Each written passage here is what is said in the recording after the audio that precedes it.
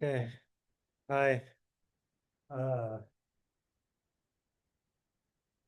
so this is Bill 125, Philosophy of Science. And I'm Abe Stone. You can call me Abe, or you can call me Professor Stone, which I'm totally fine either way. Um, and this is our TA, Terry. Um, uh, so what I'm going to do today is I'm gonna like go through the syllabus and the course requirements, that type of stuff, and then I'm gonna have a well, I always say it's going to be brief, but I think in the past it hasn't been as brief as I imagined. But anyway, some kind of introduction to what the course is about.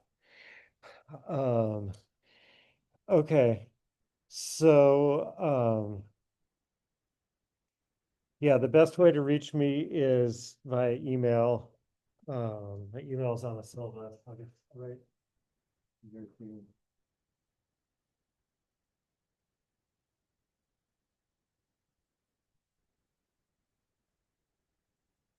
That's what it is. All right. Yeah, it has my office phone here, but I'm not in my office very much. So I live in Berkeley. So I drive down here when I have to, and then I drive back. So I'm not usually hanging out in my office all that much. Um, uh, hold on a second. Oh, my Zoom skills are rusty.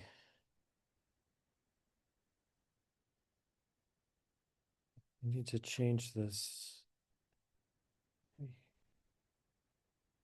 No, oops, that's not what I wanted to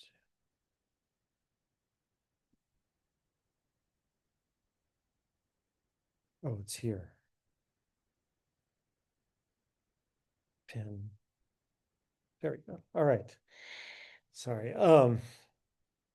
So as I'm about to say, all lectures are going to be um, uh, available live on Zoom, and also I'm recording them, and I'm recording them, aren't I? I don't see the little thing.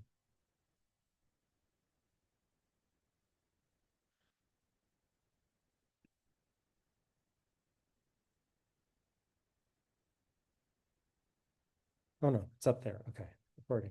Sorry. So, and they'll be recorded and posted on YouTube.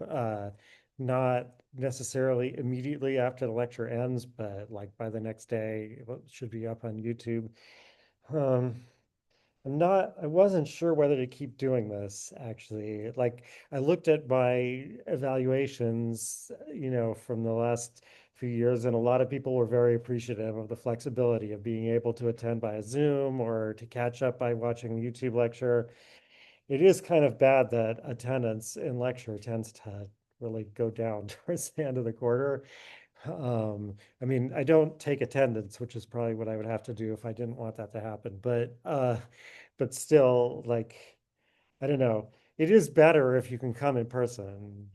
It's also like not a good idea to put off watching all the lectures till the end of the quarter, which I think some people do.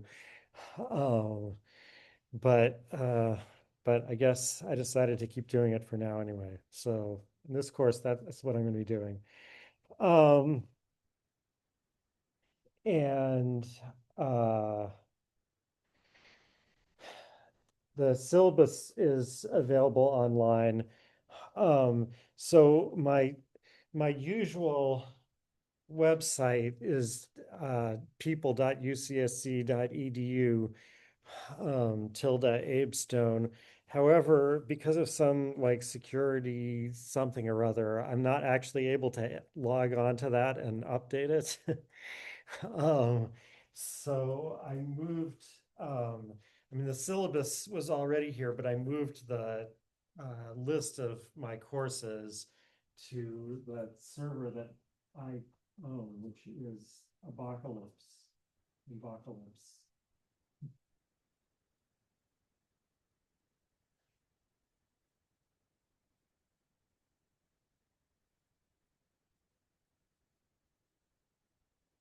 Right. So if you go here, it's listed on the syllabus, on the like hard copy syllabus you just got.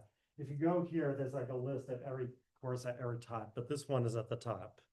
So, and there's a link to the syllabus and also the assignments. Um, and I think there's also a link to the Zoom feed, and there is or will be a link to the YouTube channel that the recorded lectures are on. Um, and um, I will have office hours. I think I will have at least one in-person office hour and one Zoom office hour, but I haven't figured out when that is yet. Um, my schedule is a little bit chaotic right now because of Jewish holidays, and I'm going to explain more about that in a second. Um, Terry will be holding Zoom office hours on Wednesday and Friday from 5:20 to 6:20. So basically like the time of this course, but on Wednesday and Friday or by appointment. So if you want to talk to Terry and you can't make those times, you can make an appointment with her. Um, and the same goes for me. What like if you need to talk to me before I've determined my office hours, or if you can't make my office hours once I've determined them, let me know and we'll find a time to meet, probably via Zoom, since I do live in Berkeley. Um, and um, okay, are there any questions about any of that stuff so far? Basically, like contact information and stuff like that. Okay, because now I'm going to start talking about the course requirements. Yes.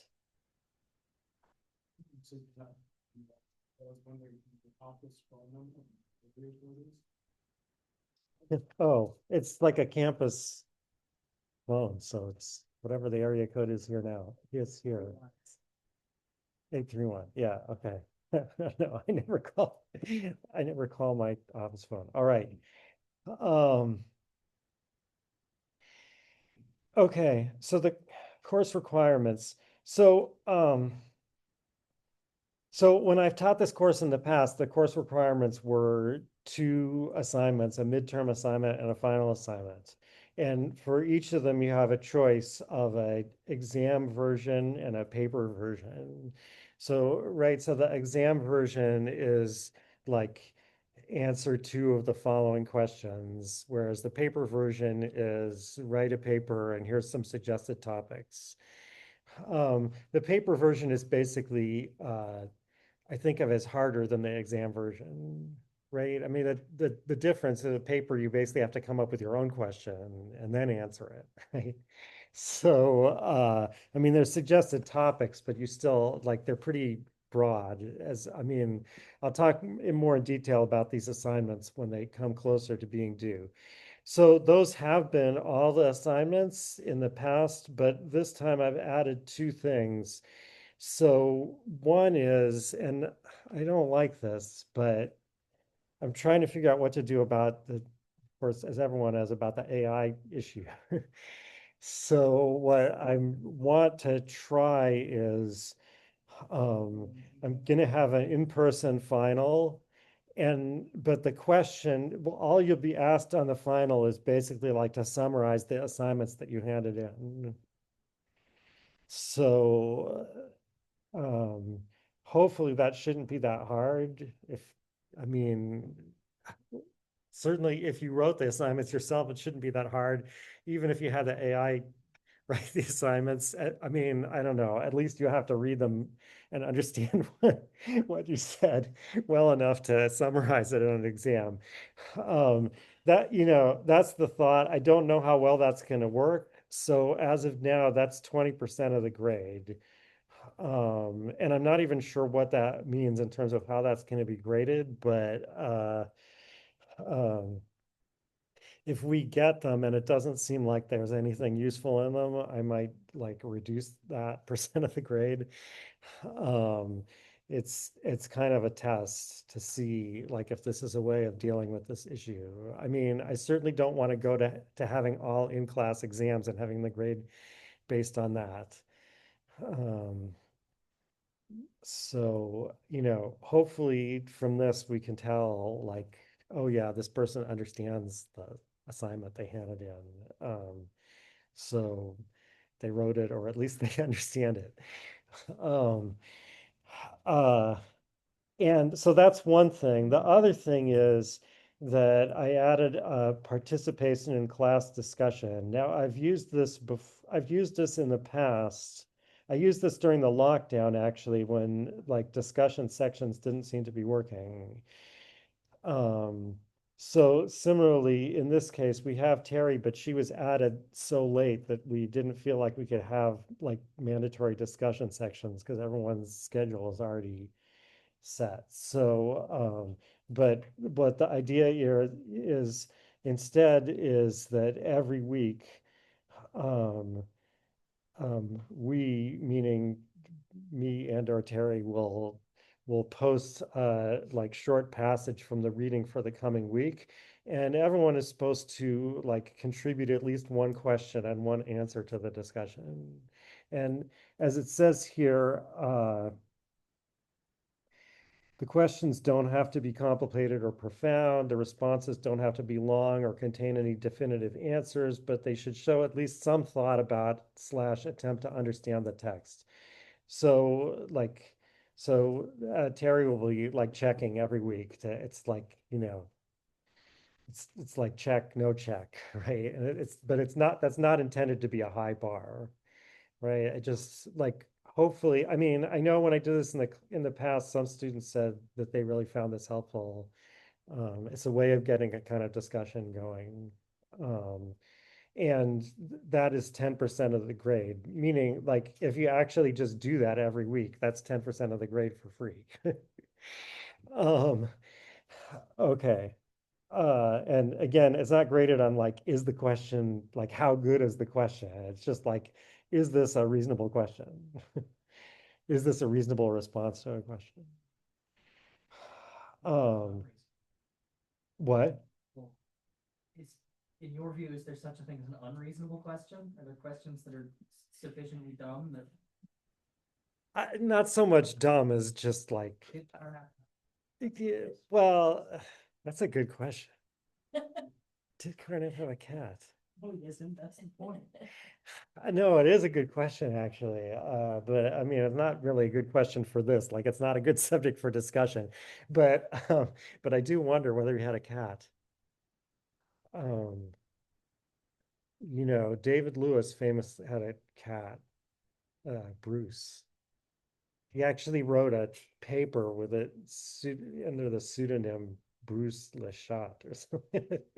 Anyway, and Derrida wrote something about his cat that apparently is very famous that I've never read. But anyway, sorry.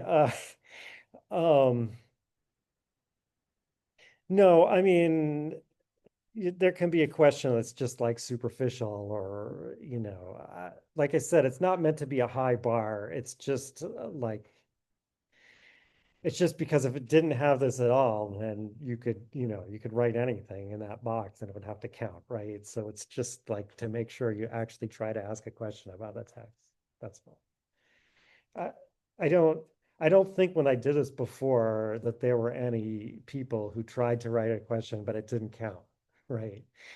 But I just want to like have that option in there to make sure that you actually have to try a little bit to start a discussion. Does that make sense? Okay. Are there questions about this? Oh, no, this is what I forgot. You have to turn off the bell. I don't remember how to do that now. Did I mention I've been on leave for a year, so I'm like Rip Van Winkle. I arrived and tried to buy a parking pass, and they said, "Oh, it's all virtual now." What? uh, um, I think that's in the Participants menu, where can you turn off the bell? I don't remember. All right. Hopefully there won't be too many bells. All right.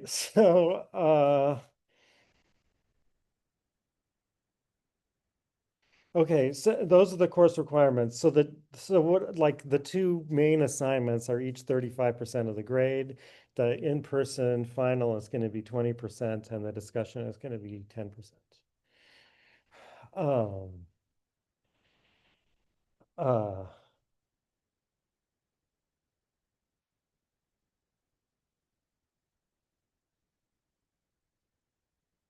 okay, and I did note here there's something a little weird, which is the in-person final is on the same day that the final assignment is due. So um, you could hand it in after, but but you would at least have to have some idea of what you were going to write in order to answer questions about it on the phone. Right. And that's just because that time is really compressed. Um, and the time for the final is assigned to me, right? Like I can't choose that. So yeah. Um, and yeah, so and like I said, both the main assignments are like already available online. You could start working on them now if you wanted to. I mean, I don't recommend that without having done the reading, but they're there already. Um, and assignments should be handed in on Canvas. Um, actually, I guess would you prefer Word or PDF for people to hand them in? It doesn't matter because I make comments underneath. I don't connect them. Oh, okay. All right, so I'll leave this as it is to submit in PDF or any format that's easy to convert to PDF. Um, and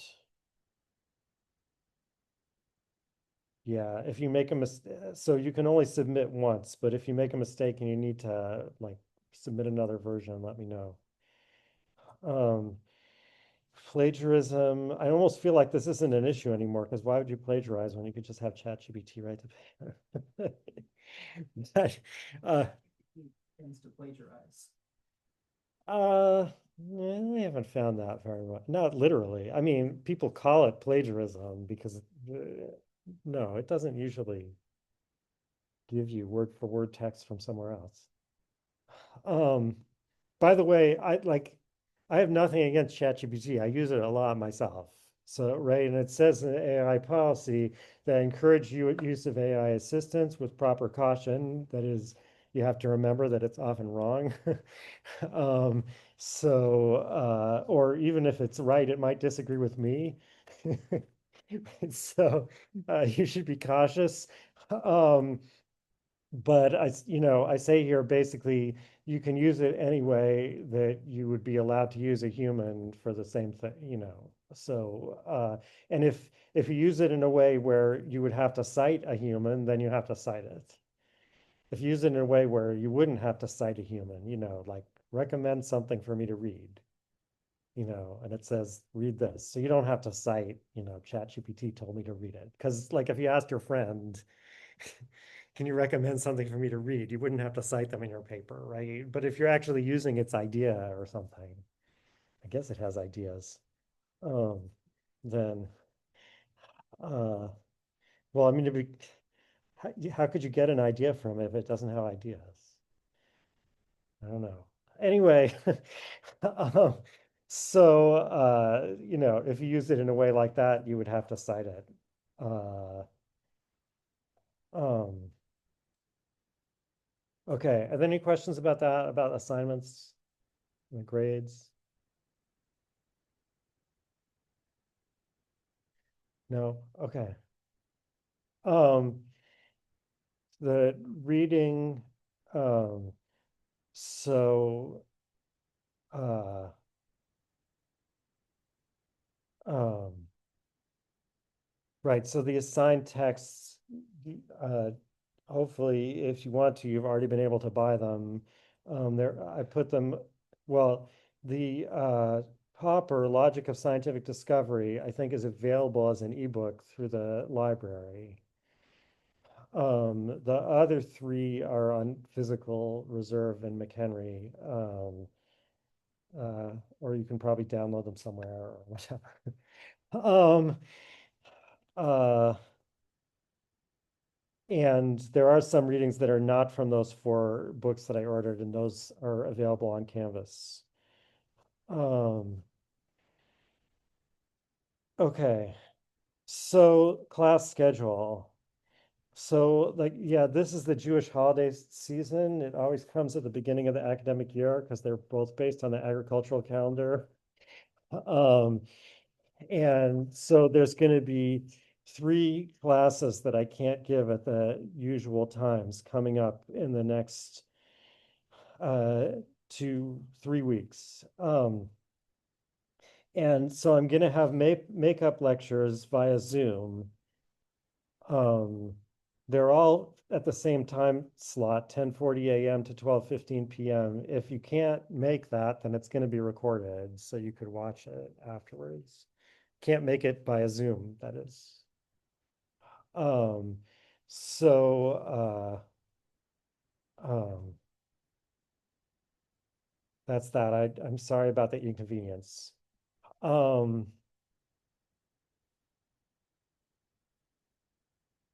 okay. I think that's all the administrative type of stuff I have to talk about. Are there questions about that before I start talking about the course? About the content of the course? Okay. Um,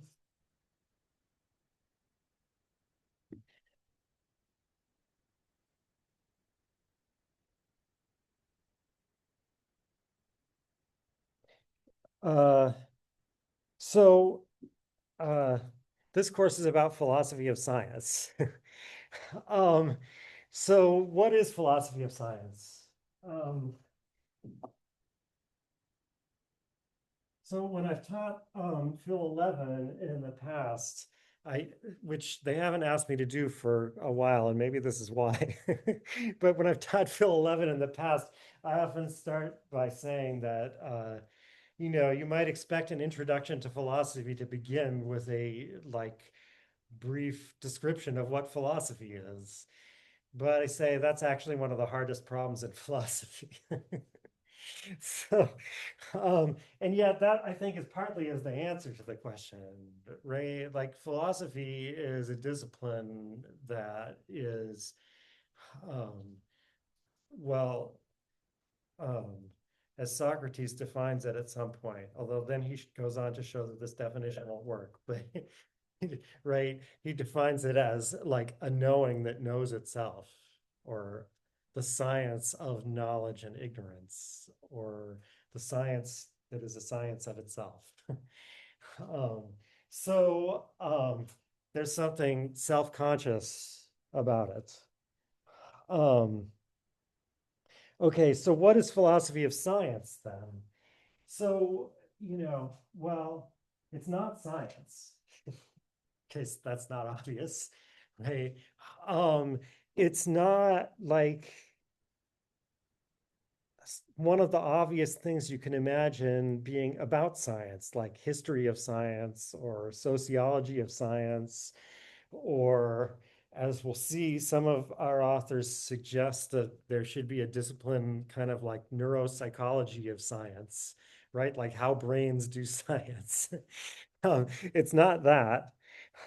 Um, um, what is it? Well, so I think to understand that, you have to think about the relationship between philosophy and science. That's what philosophy is interested in. In particular, like philosophy is interested in um, why is science not philosophy? Um, right. So, like in ancient times, so there was this word episteme, Greek word, which was translated into Latin as scientia or scientia, right? Um, And then in English, this is sometimes translated as science and sometimes translated as knowledge. Right? So, like, if you've learned about epistemology, then, right, that's epistemology is supposed to be about knowledge. So that's one of the ways episteme or scientia gets translated, but it also gets translated as science. Um, so there were right an episteme, like hey physike episteme, the physical science, or the science of nature, natural science, um, is like a discipline where you try to know about something. Right, so Plato and Aristotle already used the word episteme this way. But episteme in that sense was like the at least the important ones were parts of philosophy, right? So like Aristotle wrote a book about hey physike episteme, um, right, which we call Aristotle's physics, um, and um, he considered that to be part of philosophy, not first philosophy or what we now call metaphysics, but an important branch of philosophy. Um, and it was philosophy in the sense that I was just like hinting at, right? Because like when you studied Aristotelian physics, and because Aristotle became dominant from late antiquity until the end of the Middle Ages, almost everyone in Western philosophy, meaning that is like first in Greek philosophy in the late antiquity, and then in Arabic philosophy, and then in Latin philosophy, everyone was an Aristotelian. So they all studied Aristotle's physics. That was the way you studied physics. And like the first thing that you would have to contend with when you're reading Aristotle's physics or trying to study Aristotelian physics is the question, what is physics? Right? What is physics about? Why do we have physics? How is it different from first philosophy? How is it different from logic and ethics? And, what are questions that the physicist is concerned with, and what are questions the physicist is not concerned with? Um, although I should say, although Aristotle imagines these people called the physicist and the logician and the ethicist, they were always the same person, right? In Aristotelian philosophy, there were some people, not that many, there were some people who really specialized and they were only interested in logic or something like that. But for the most part, like these different specialists were the same person changing hats. Um, so, right. So, one of their hats was the physicist hat. And when and the first thing they had to ask is, what does that mean? So, like, if modern physicists don't spend a lot of time thinking about that. And if they do, it's their own private interests, right? Like, that's not what you publish about in physics review letters or whatever, right? You don't publish a paper about what is physics. Um, so modern physics is not philosophy. Modern science is not philosophy. And before people, so to begin with, people didn't have a terminological distinction, right? Like at the time of the scientific revolution in the 16th century, 17th century, people still were still using philosophy and science for both what we call philosophy and what we call science. But they already started to notice that this was happening. That there were these people who were not philosophers or who were also philosophers like Leibniz and Newton were, but that didn't seem to be like as Leibniz makes a point of emphasizing this actually, that it didn't seem like the philosophical knowledge was helping with the physics. um, so um, and these people were making enormous progress in a way that philosophers never had in the millennia of Aristotelian physics, right? So um,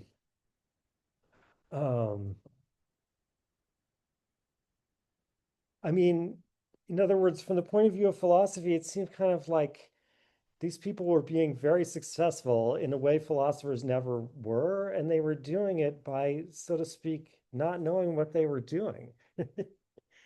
Right? I mean, of course, that's not true, right?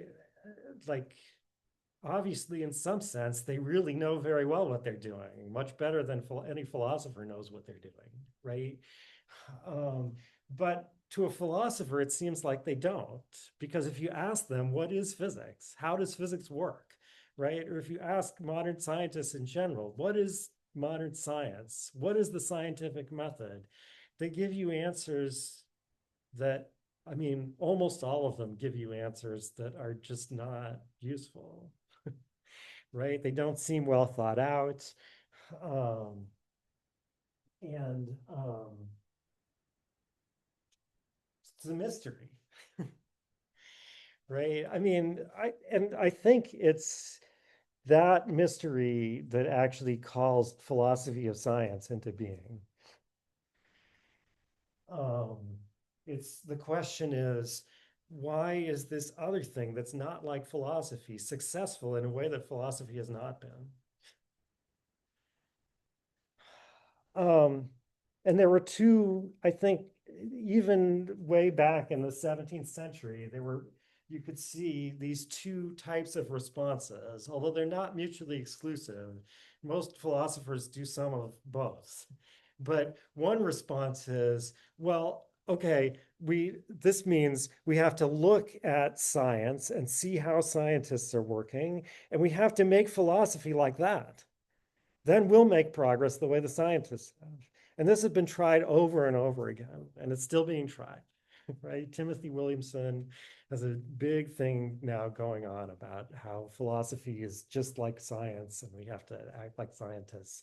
The same thing that Descartes said, and Hume and Kant, right? Kant famously said he was going to put philosophy on the sure path of a science. So that's one type of response. Um, and another type of response is, okay, science is not philosophy and it's really successful at what it does, but it can't do everything. And this is the part that's left over that can only be done by philosophers. Those are two different ways of dealing with this. And the people we're going to be reading in this course do both of those things. Um, and both of those things, so like the first one requires philosophers as philosophers to try to understand science, right? Remember, the first one is we're going to try to make philosophy like science so we can make progress the way science has. So, so that requires philosophers to think about what science is, how it works, why is it successful? Um, is it really successful? Maybe it just looks successful, right? But um, that's number one. The second one, what's left over for philosophy? Um, I mean, it doesn't maybe per se require philosophy of science, but it leads very naturally to it, right? Like if you're trying to understand what it is that philosophy is especially suited for, you're going to want to figure out what it is that science, and when I sometimes I'll say modern science, by which I just mean as opposed to this ancient science, which was part of philosophy, basically. Uh, I mean, there's a continuity in subject matter between the ancient science and the modern science, right? Like they don't both, like Aristotle talks about how bodies fall and things like that, right? But the activity, like the way you do it, is very different. So what we're trying to understand is what is modern science like, and then from that we want to understand what it can't do, what lies outside its boundary, if anything. Um, okay, so like in this sense, I would say there's been philosophy of science since the scientific revolution, roughly speaking. Right? That's when people start to worry about this. And again, they don't have this terminology yet. Um, but I mean, you'll see like Leibniz talking about the difference between physics and metaphysics, and how you can do a lot of good physics without understanding anything about metaphysics. And to him, that means like you can do all kinds of physics without knowing what the world is actually made of. It's actually made of an infinite number of little angels, but you can not know that at all and think it's made of bodies that knock into each other, and that will work great. um, I mean, that's an example basically of that second possibility, right? Where he says, but if you want to know like uh, why that works, like if you want to understand what's going on, then you have to do metaphysics, and that's for philosophers. Um, so so that kind of thing, as I said, starts in the 17th century. Nevertheless, the discipline that's called philosophy of science um, is much younger than that, or the sub-discipline, I guess, that's called philosophy of science is much younger than that, right? That is, people um, um, in that early period don't say this is philosophy of science. um, so um, philosophy of science, by name, starts sometime in the early or mid early 20th century, like the 1920s and 30s in Germany. Um, and it's mostly a matter of, or it mostly belongs to the school that we call analytic philosophy.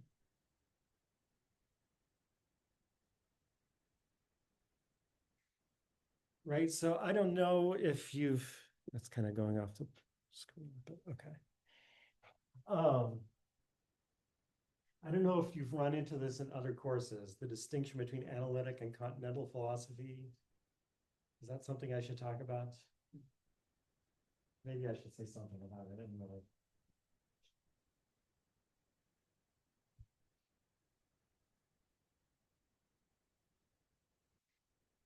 Right?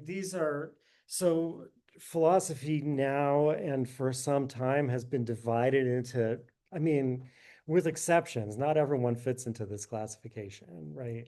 But has been divided into these two big schools called analytic philosophy and continental philosophy.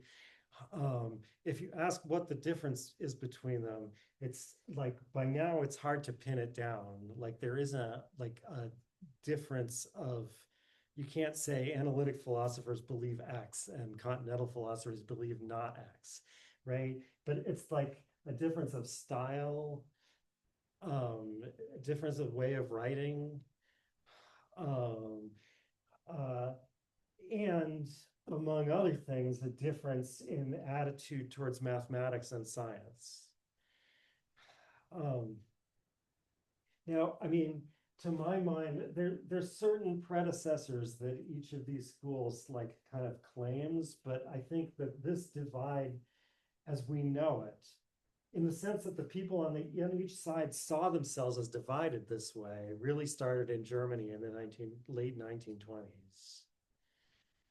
Um, so both of these schools got their start then.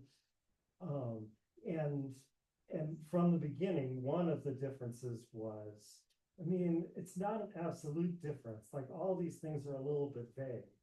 I mean, Heidegger in the introduction to Being in Time talks about the crisis in the foundation crisis in mathematics, and it talks about general relativity. so Heidegger is like one of the main founders of continental philosophy. So, but still, like, we're going to be reading first one of the main founders of analytic philosophy, at least on my way of telling the story, Rudolf Carnap. And you'll see that he starts off by saying, you know, this new way of doing philosophy has grown up in close contact with the sciences, and we, are trying to emulate the sciences. Um, and to this day, you'll see the analytic philosophers, not all of them, but often they'll break out into logical symbolism, right? Um, or if not that, then at least they like somehow think of themselves as scientific or as responsible to science. It's not necessarily the case that all analytic philosophers understand the science that they're talking about that well. I mean, some of them do. But that's why I said it's more of an attitude. So if you have that attitude, then you're going to be this topic of philosophy of science is going to look especially important. Um, uh, and uh, um, and so the people in the period that we're reading, and so right, the things that we're reading were written like basically between the late 20s and the early 60s of the 20th century, right? That's, I guess it's the 20s again now, but not this 20s, the 20s of the 20th century. So um, these people, like most of them, are not yet philosophers of science in the sense that they're specialized. In fact, so today, analytic philosophy is very super specialized, right? Like, uh, um, there's, I've seen there's like a whole literature about one line in one of Plato's dialogues. Where like people, like people contribute to the literature about interpreting this one line, right? Like that's the type of thing that goes on. But that's relatively new, actually. I mean, in the study of ancient philosophy, it's a little bit older that kind of broke off somewhat, but it's basically like it basically happened in the 1980s. Like before that, the people we're going to be reading, even the later people like Putnam, for example, felt free to write about anything in philosophy. Like no one asked them, "What's your area?" Um, it's a new thing. Um, so like some of these people we're reading were more specialized, especially some of the later ones, but it's whether they themselves were philosophers of science, they were founding a subject matter, philosophy of science. Was there a question? Yeah. Oh, two questions. Could philosophers before Heidegger and Carnap be classified in the analytic continental divide, or is that?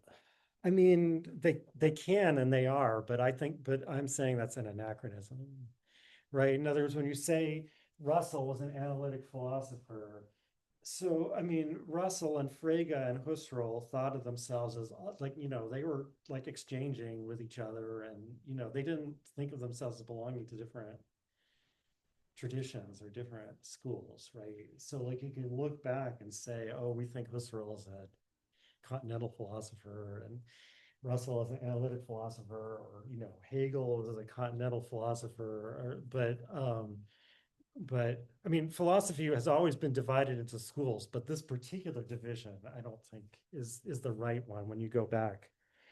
Um, and it's like, uh, but to a certain extent, these schools have divided history among them, right? Like there's certain things that are read much more by continental philosophers or much more by analytic philosophers. And then it's kind of natural to think of those people as already having been somehow one of us. But it's really a mistake, I think. Yeah, that's a good question. Do you have a question? So there's another thing that's studying science but isn't science, but also I think it's not philosophy of science, which is there's a thing that I know some professors here that are in this field that people call science and technology studies, STS, that is like studying, okay. My question here, there's philosophy of science, which is like let's understand and emulate the methods of science as a logical structure. And then there's science and technology studies, which seems to be interested in understanding and to an extent criticizing the methods of science, not as an abstract logical structure, but as a thing people do in society. And I guess my question is it fair to say that that division kind of follows the analytic or continental division? Um, well, It's like I maybe, yeah, maybe it does now. Um, it's a good question. So, I mean, uh, like, uh, the book we're going to be reading at the end of the course, The Structure of Scientific Revolutions, by Kuhn, is um, definitely about science as something people do in society. And is it critical? Well, we're going to have to talk about that when we get to it. It's ambiguous whether it's critical or not. He's not continental. talk about him. I've never heard them put him on a side of that divide. It's kind of a silly divide, frankly.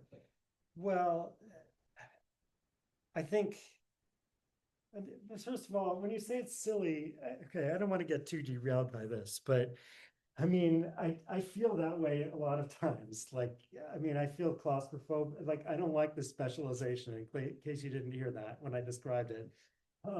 And I don't like being cooped into one of these boxes. Um, but at the same time, like I said, I recognize that philosophy has always been divided into schools. So is this one worse somehow? Maybe. I don't know.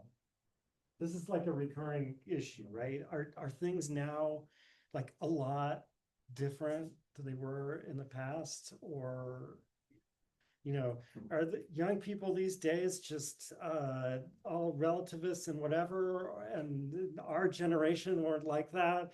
Or have people been saying the same thing about young people since Aristophanes? And it's, like, right? I mean, since Aristophanes made fun of it. So, um, and it's always hard to say. I mean, it feels kind of different from previous divisions of philosophy, but I'm not sure that's not just because I'm closer to it. I don't know. Anyway, I wouldn't call it silly. As far as which of these Kuhn belongs in, I think in his own mind, like in terms of who he's reading and who he talks about. I mean, I'll talk more about Kuhn when we get to him. He came somewhat from outside the field, um, but he is responding to people within philosophy, and they're on the analytic side, right? Like he's not reading Heidegger, Sartre or whatever. He's reading Carnap and Popper, and so and his style is like that. I mean, more like that than like, yeah. So and his jobs were at Princeton and MIT, right? Big hardcore analytic departments, although he was kind of an outsider.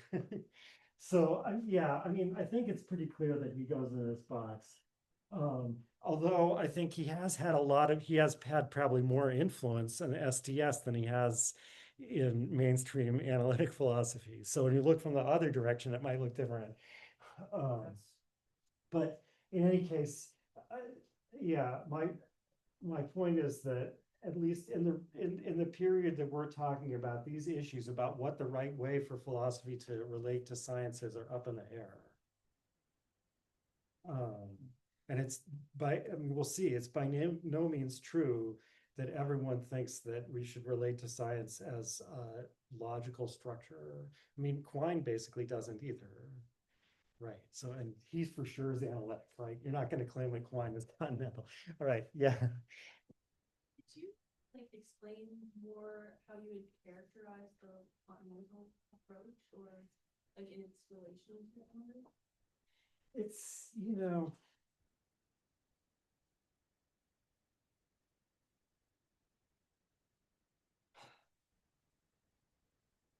it's something that, like, to really know, you have to read examples of both and learn it that way, right? Like, I mean, but because anything I say is going to be probably misleading. I mean, so like, for example, you hear analytic philosophers say that analytic philosophy is written in a very clear style. Well, is it? I mean, you know, when I've given Nietzsche to students to read versus Carnap, who we're going to be reading first, they usually find Nietzsche much easier to understand. But this style is very clear if you've been trained to read this style. um, but I mean, there's more to it than that. There's a certain type of clarity they're aiming for, and yet it's like supposed to sound more like mathematics or physics. So when you read it, I think you would get that idea that it sounds more like that, whereas continental philosophy sounds more elusive with an A, elusive, right? Like, or more poetic, I guess. I mean, you know, Carnap criticized Heidegger and said, like, what you're doing is really just a bad way of doing poetry, right? This is bad poetry. And Heidegger read that, and I don't know if this is why, but I do know that later Heidegger started writing poetry. Right. So I mean, so there's something to that, you know, it's more poetic. Um, but on the other hand, if you read like Heidegger, certainly early Heidegger, Levinas, Derrida, you know, Foucault, whatever, it doesn't sound like poems. It's difficult and prickly, and I mean, yeah. And on the other hand, so I always tell this story at some point, probably in almost every course, but I'm going to get it out of the way now. But I had a friend who's a mathematician, and I asked him, so does anyone ever publish a paper in mathematics where the only point of the paper is to point out a problem in someone else's proof? And he said, well, no, I mean, if you find a mistake in the proof, you contact the journal and they contact the author, and the author either fixes the proof or issues a retraction. Right? That's how mathematics really works. Open a philosophy journal and you'll find that every, you know, paper is like a defense of so and so against the so and so attack, that, you know, like, right, like it's not, it's like 6 levels in of people just finding problems with each other's proofs. In other words, like, it doesn't really sound like mathematics, let alone like physics. um it's, you know, but it has that quality to it somehow, you know, and at least to the people who write it, it feels that way. Yeah. so isn't, I mean, Wittgenstein is definitely analytic. He's poetic as hell, isn't he? I think so. Later Wittgenstein. Yeah, I mean, but well, even the Tractatus and part, I mean, like I said, this is not hard and fast. We'll see some pretty poetic passages in Carnap, actually. I mean, but it's later Wittgenstein. Actually, you will now hear some people call later Wittgenstein continental, which I think is, like, from a historical and all kinds of points of view, absurd, but, you know, yeah, because they notice what you do, that he doesn't sound like other analytic philosophers they Well, know, I think but. he does, but it sounds like he's writing good poetry, the rest of them are writing pretty bad poetry, but All right, I mean, this is why I tend to think it's a little silly, is that they both have a tendency to tread over the other one's territory.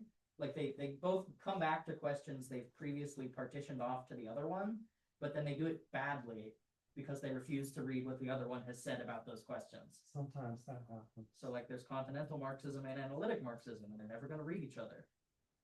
Well, sometime they might. But especially now that everyone seems to be a Marxist, like Brenda's brother is Marxist for some reason. Might have But, something to do with the uh, crisis. Well, the capitalism's been around for a long time. Well, anyway, much longer than Marx said it would be. So, anyway, yeah, I don't know. I mean, I don't want to spend entire entire lecture talking about this division. Well, I mean, you should know about it if you don't already. If you haven't heard about it, you should, because it's like the main fact of, I guess, I mean, although I think analytic philosophy is winning, in fact, to the point where even in France and Germany, like it's starting to take over. You can see there's something weird about this terminology, right? Like this is like a method or something, and this is a place. And moreover, if I'm right, they both started in this place. So the whole, something's wrong, but yeah. Little, what, say winning, or like, when you said before that science was more successful, so philosophers wanted, like, what do you mean by success or winning? Yeah, I mean two different things. In this case, by winning, I mean winning the political battle, right? Like to control departments, stuff like that, right? Who gets hired, uh, but so I mean, it's possible to look at the success of science that way. That what modern science has been really good at is somehow taking control of universities. Um, um, I don't think that's right. I mean, for one thing, modern scientists and even more mathematicians don't often seem to be very politically astute. It's not clear that that's where their talents lie. Um, but um, if it's not that, and that, I mean, I don't think most people thought, well, maybe some people did. Yeah, I shouldn't say that. Some people perceived it that way in the 17th century, and some people still perceive it that way. But if you think that, like, okay, Newton accomplished something that no philosopher had ever accomplished in thousands of years of writing about the celestial bodies and falling and all those things. Like it was people who saw it and understood it were blown away.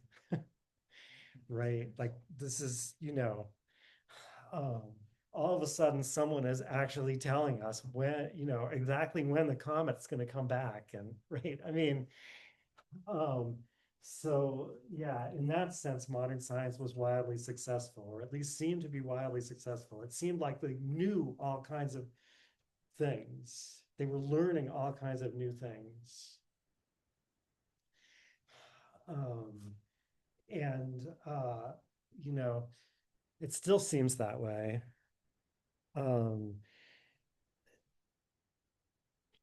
Not all philosophers think that that's the right analysis of what happened and of what's happening, and we'll see that Kuhn in effect denies it.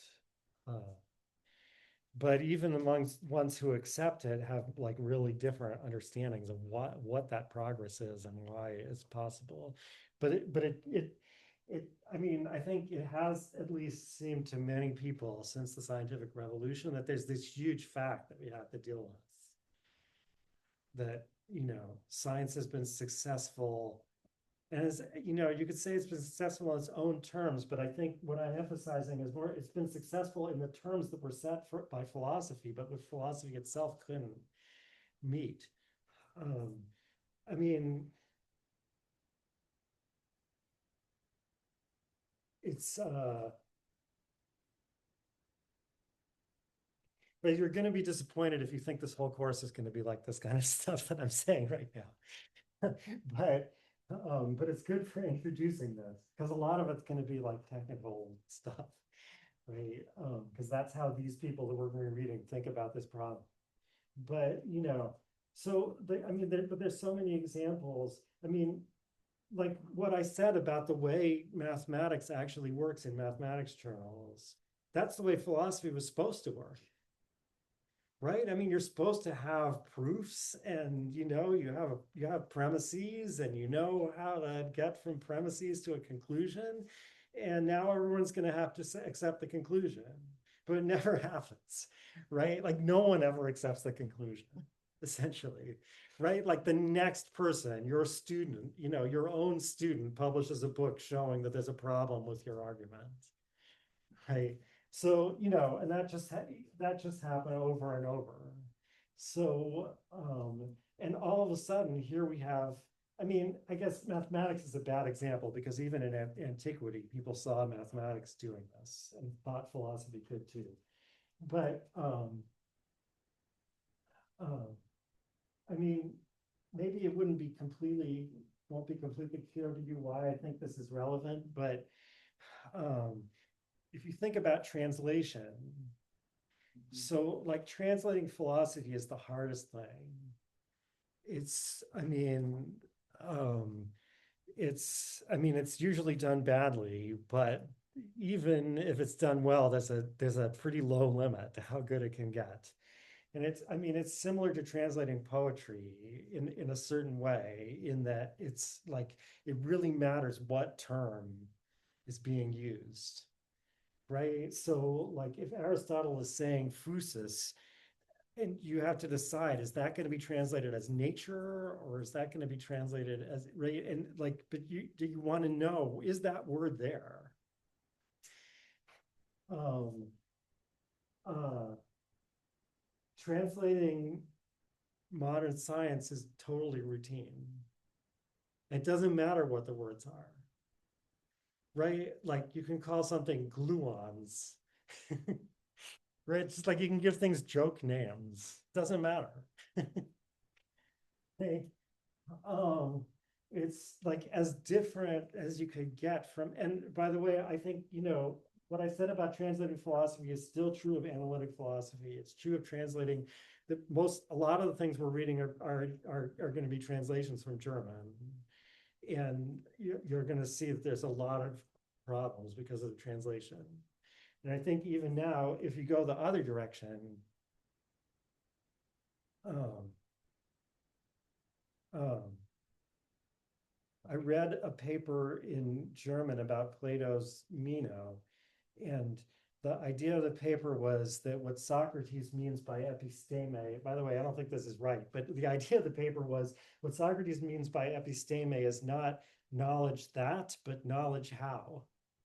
So that was the point of the paper, but they had to say knowledge that and knowledge how in English because you can't say that in German.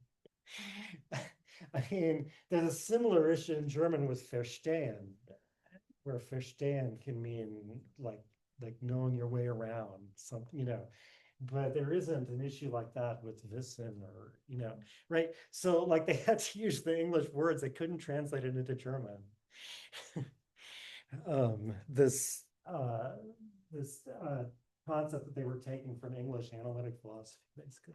So, and again, I think if you ask philosophers, it doesn't matter what word you use, is the way philosophy is supposed to work, right? Like you're supposed to define your terms however you want, and then like what difference does it make what the sound is? And yet it makes a huge difference. Right. So that's I guess maybe more of like an internal to philosophy indication that science has succeeded in some way that philosophy, would demand, but philosophy itself doesn't live up to. Um,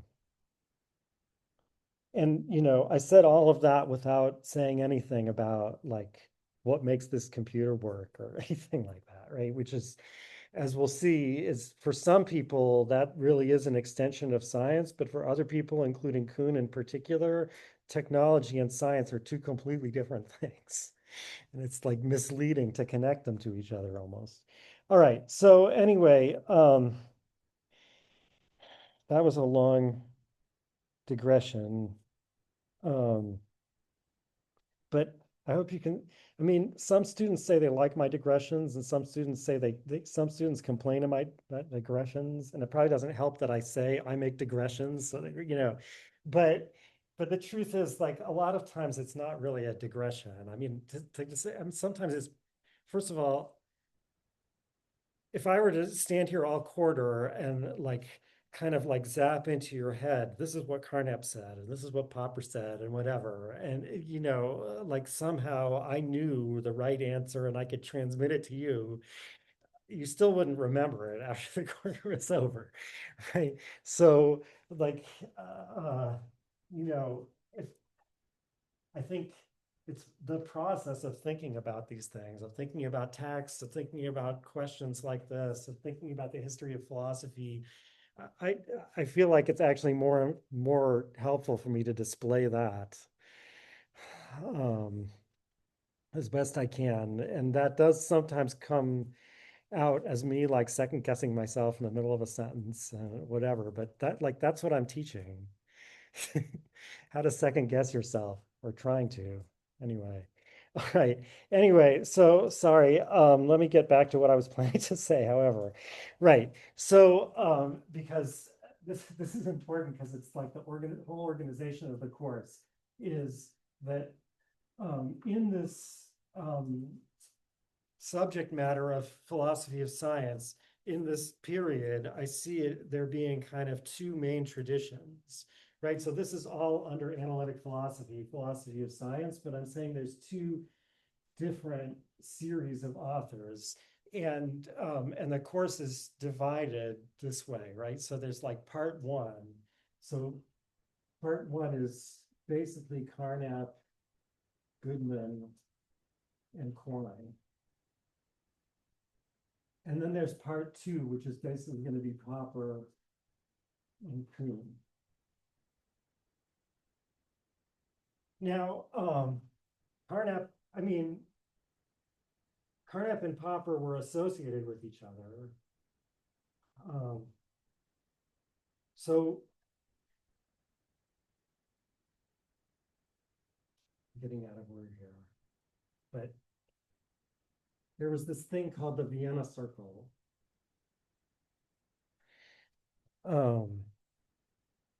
It has two.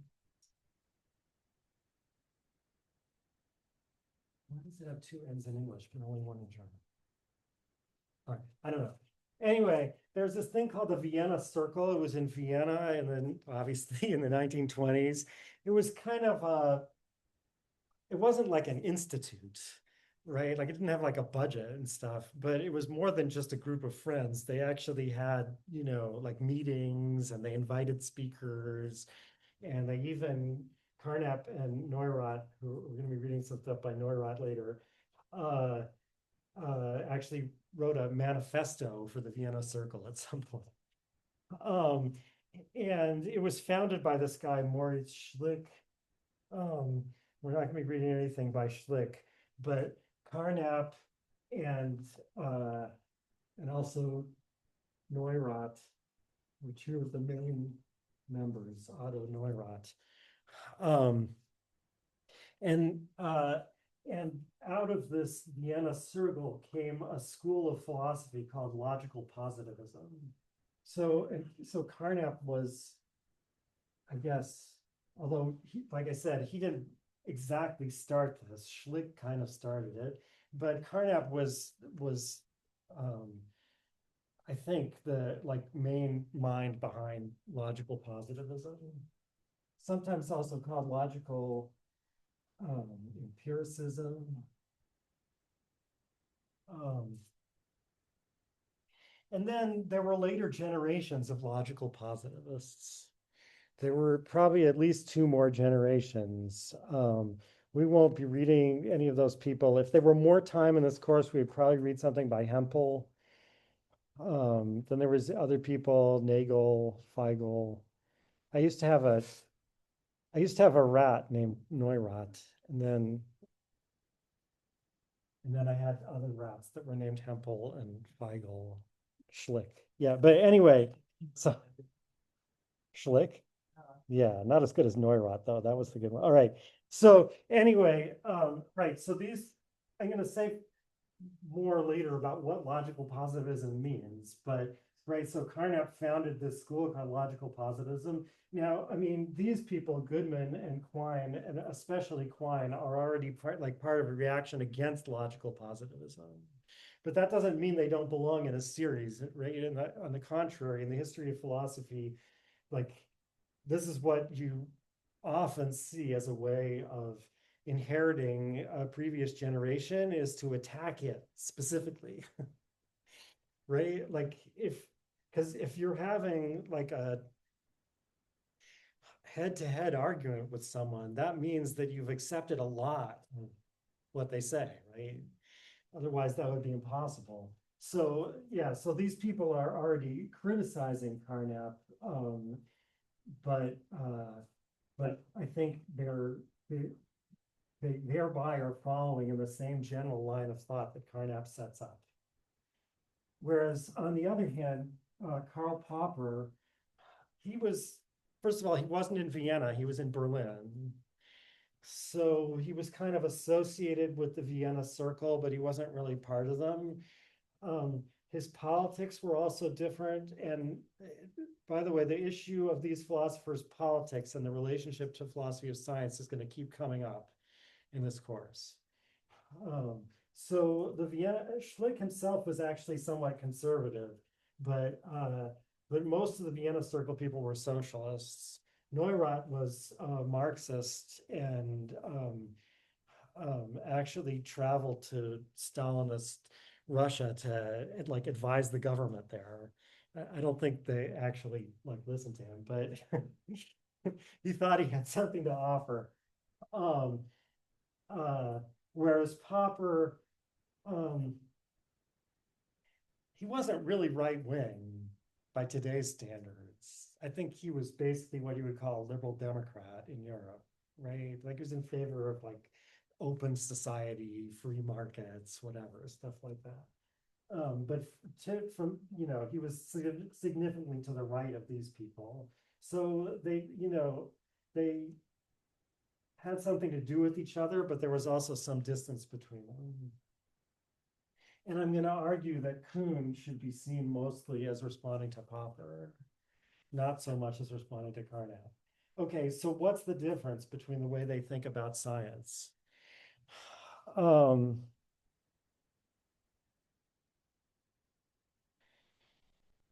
So I'm going to introduce a distinction here, and like it comes up in almost every course, and I try to explain it, and yet I know from experience that it's somehow very confusing. So, but it's the distinction between concepts and relations on the one hand, and like propositions or judgments or statements.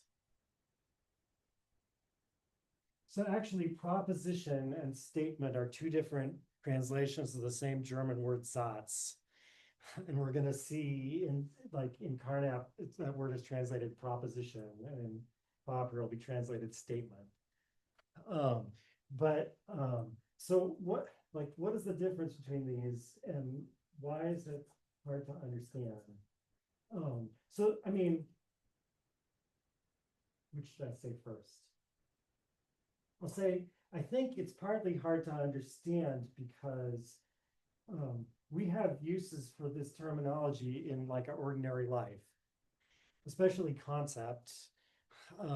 We use that a lot, but we use it in a kind of vague way. And I mean, that's the use we have for it, right? Like I'm not criticizing it, but we use it in a kind of vague way. So like you have no concept of that, you have no concept. Like, have you been busy lately? Oh, you have no concept. So what is a concept in that sense? It doesn't really matter, right? Like there's no point in like getting down to the details of you know, is it like something that you would say that would be true or false? Is it something you would understand? Is it something you could give a definition of? It's some kind of like thought type thing, right? Um, but on the other hand, like unfortunately, well, I don't know if it's unfortunate, but anyway, like this also has a technical use in philosophy. Was made especially important by Kant. Um, and um, and the difference, so what I mean, you can understand it like this. So here's a proposition. Um, all apples are red. Is that still visible in the Zoom? Yeah, mostly. Okay, all apples are red. That's a proposition. It's not a true proposition, right? It's a false proposition. Some of them are green, whatever, but it's a proposition. So a proposition is something that can be true or false. It can have consequences, right? Like you can prove things based on it. Um, it's about something. So what it's about is that's what the concepts have to do with. So like this proposition or judgment contains at least these two concepts, apple and red. So like apple is not something that can be true or false.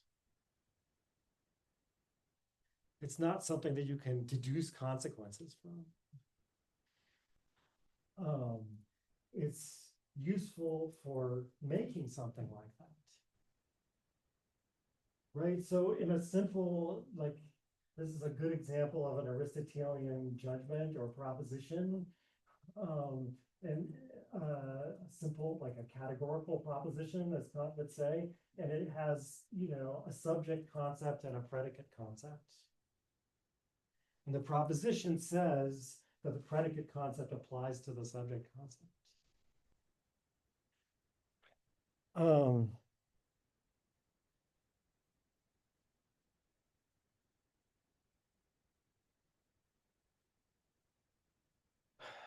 um, Now, of course, propositions can get more complicated than this, a lot more complicated in Carnap. Yeah.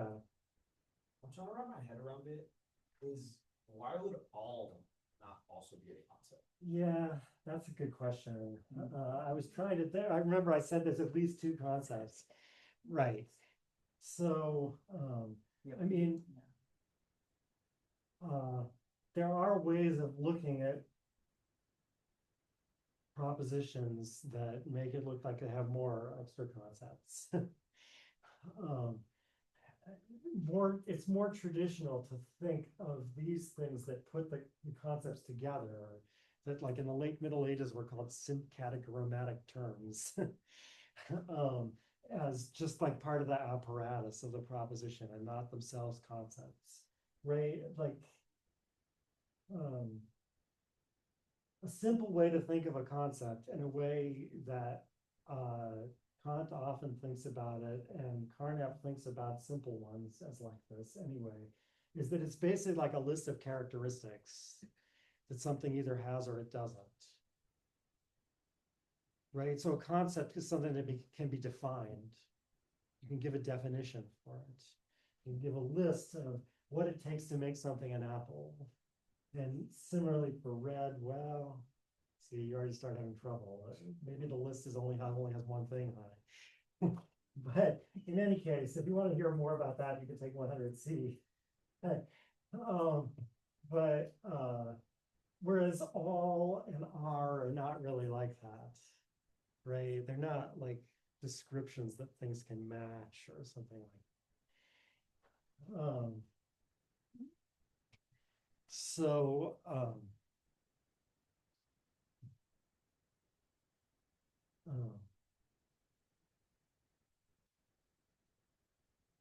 Yeah, no, I don't want to get into what are the other ways of looking at it. That'll just confuse things more. Right, so this can get a lot more complicated, and it can also include right, relations here. So at least for all these people, this is after Frege and Russell had reformed or introduced mathematical logic. And part of the introduction of mathematical logic was to so these things are, like I said, it's like a list of characteristics that something can have. It either has it or it doesn't. But what about things where you need like two? So like successor of, right? This is in a lot of ways of axiomatizing arithmetic. This is the basic concept, successor of, right? So like 2 is the successor of 1, 3 is the successor of 2, etc. So successor of, it's kind of like apple or red, like you can apply it to something and then you can apply it correctly or incorrectly, right? So you can say like 2 is the successor of 3 and that's false, or you can say 3 is the successor of 2 and that's true, right? So but it, rather than taking just one argument, as we say, it takes 2, and they have to be in the right order, as you can see from this example, right? Because like 3 is the successor of 2. See, here's this again. It's like the syncretic grammatic term. 3 is the successor of 2, that's true, but 2 is the successor of 3, that's false, right? So the order matters, right? So a relation is like a concept, but you can think of it as a concept that takes ordered pairs, right? That applies to ordered pairs, or they can be more than 2, right? Ordered triplets or whatever. I'm introducing this here because it's going to be important in Carnap, right? He's gonna, I think actually he calls concepts, he uses concepts as a broader term that relations goes under, but whichever way you look at it, there's these, there's these simple ones like red. So you can write it like this: red X means X is red. And then you supply something for X. Like if I had an apple named Fred, I could write red, Fred. And that would mean Fred is red. And it would be true if that apple were red and otherwise false. And then, but you can write successor X, Y, and now I have to give you something for X and something for Y. And then you can tell me whether it's true or false. Is that, without seeing more like use of it, is that somewhat clear at least? What relations are? I mean, you should have seen this in Phil 9 if you took Phil 9. I hope this was emphasized at some point in Phil 9. I don't know, I never taught Phil 9. But it doesn't stop at monadic. It does stop at monadic. Now it does in the intro. Oh, okay, that's bad. All right. Anyway, well, this is what they didn't teach in Phil 9 then, because it makes things a lot more complicated. Right? It's like, well, no, I'm not going to go. Anyway, all right. Okay, so the reason I've introduced this distinction here is because I want to say that on this side of the division, the basic approach to science is thinking, so, right, we're trying to explain why science is so successful, basically, why it makes progress in the way it does. And in this side, the basic approach is to say, science works with meaningful concepts. Why science works with empirically meaningful concepts. By the way, like both sides here are empiricists in some broad sense. I mean, there can be a rationalist explanation of why science works, right? Like, as they often say, the empiricist Galileo was the Galileo who went out inside and looked with a telescope and saw like moons going around Jupiter, right? But there's also the rationalist Galileo who was the one who realized that the book of nature is written in mathematics. Right? Like, so he, like, his discovery was an a priori rational discovery. That was what really made science successful. These people are, well, I mean, they do think they do attach a lot of importance to the invention of modern mathematical logic, but still, I think they're definitely empiricists, so, right? So Carnap feels that what science does right is make sure that all its terms, that all its concepts, that these list of characteristics are empirically accessible. So I can, in principle, I can tell by observing whether something is an apple or not. There's like a test. In principle, it it quickly gets really far from actually telling in real life whether something falls under a concept or not, as we'll see. But it's, in principle, there's a list of characteristics that I can like match against my observations. And so I'm beginning by talking about something that I have a right to talk about, essentially. That's rational for me to try to talk about. And then that's the positivism part of logical positivism. And the logical part is then I make sure to put them together in the right way so that all the sentences I make using them and all the further concepts I define out of them and all the sentences I make using those further concepts will retain that empirical meaningfulness. That's the job that Carnap sees for mathematical logic, to make sure that we don't take empirically meaningful things and put them together in a nonsensical way. And Goodman and Quine are basically gonna like criticize Carnap's way of doing that, but they still agree, I think, that that's what's fundamental to the success of modern science. Now, which time now? So,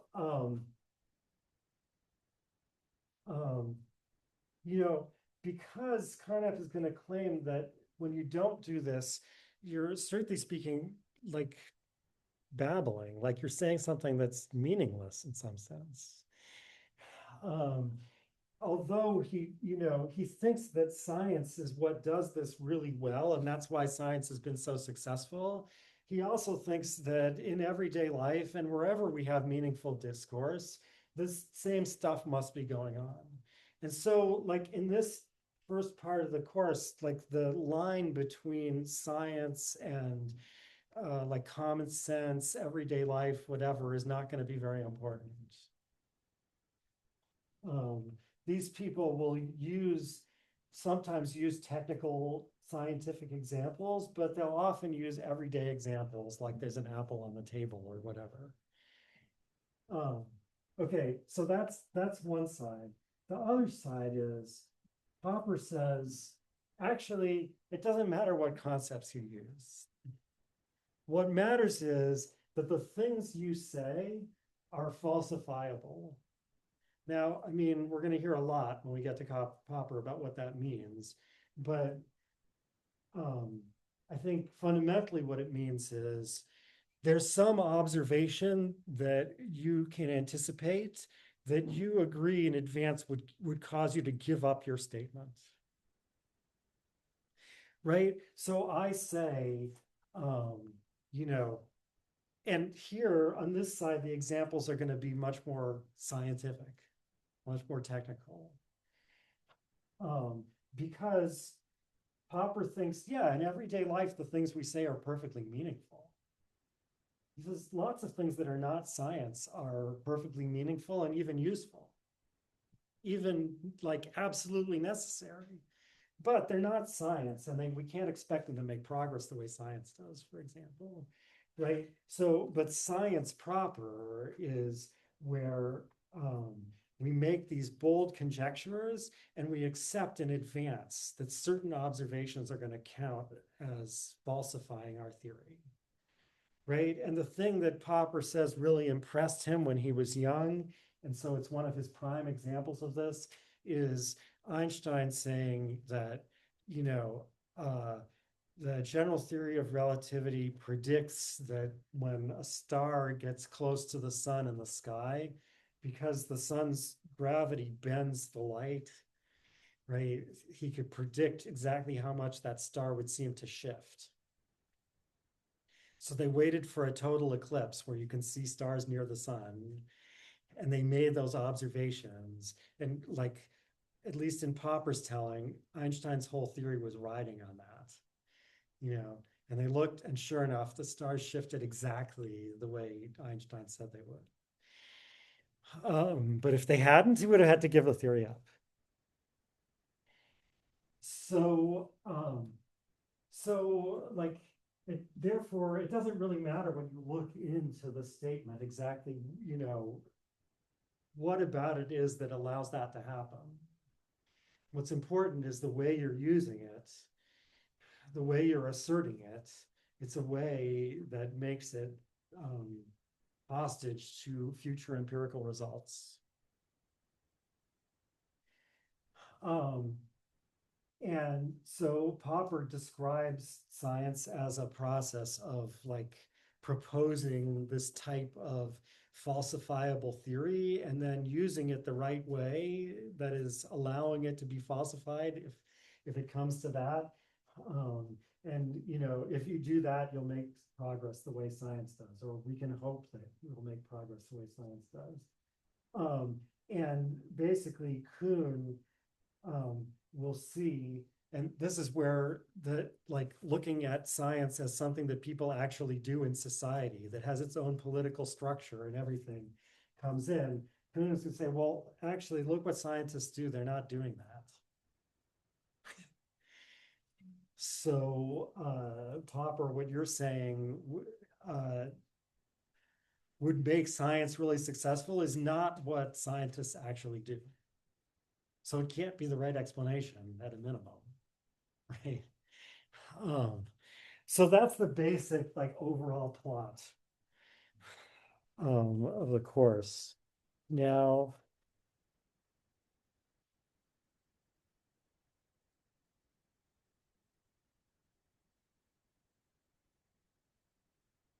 I don't think there's more things I could say to introduce Carnap.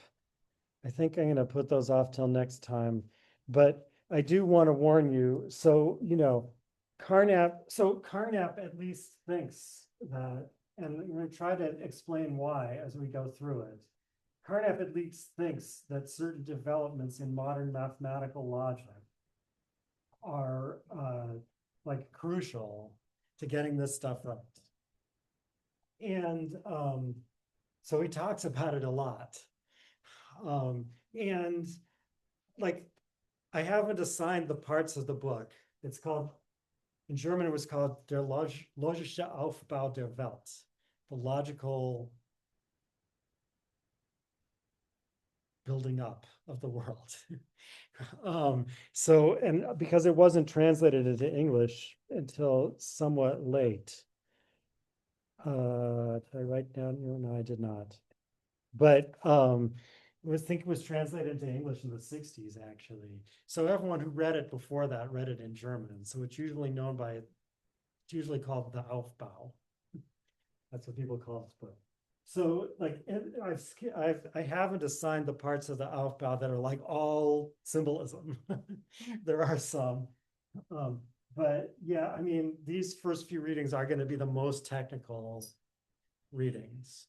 And I think it's necessary because like even Carnap's wrong and mathematical logic isn't important at all. And that's kind of implausible, I think, actually. But even if he's totally wrong and it has no importance whatsoever, it's still, you can't understand Carnap without encountering that stuff because he thinks it's important. So that's my apology for making you read some stuff you might find difficult. Most of the later authors will be less technical than us. All right. Are there more questions? Okay, so I will see you next week. Thank you.